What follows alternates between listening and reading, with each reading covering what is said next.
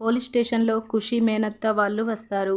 ఆస్తి కోసం ఖుషిని తీసుకువెళ్ళడానికి తులసి తల్లిదండ్రులపై కేసు పెడుతుంది.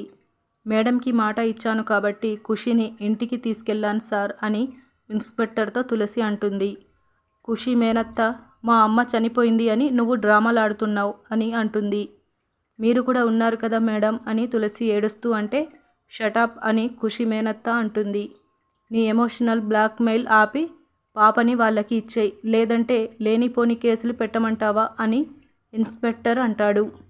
ఇక ఖుషిని మేనత్త తులసి చేతిలో నుంచి లాక్కుంటే నేను రాను అని ఖుషి చాలా ఏడుస్తూ ఉంటుంది. తులసి కూడా చాలా ఏడుస్తూ ఉంటుంది. ఇక అక్కడి నుండి ఖుషిని బలవంతంగా తన మేనత్త తీసుకువెళ్తుంది. తులసి అక్కడే కూలపడి ఏడుస్తూ ఉండగా సెల్లో ఉన్న లక్ష్మి బాధపడుతూ ఇప్పుడు ఎలాగయ్యా మమ్మల్ని కాపాడేది ఎవరు అని లక్ష్మి అంటూ ఉండగా సడన్గా పోలీస్ స్టేషన్కి సిద్ధు లోపలికి వస్తూ ఉంటాడు. సిద్ధును లక్ష్మి చూస్తూ ఉంటుంది. అలాగే తులసి కూడా సిద్ధును చూస్తుంది. ఇలా మనకి చూపిస్తారు. ఇలాంటి డైలీ అప్డేట్స్ కోసం మన ఛానల్ని సబ్స్క్రైబ్ చేసుకోండి. Thank you.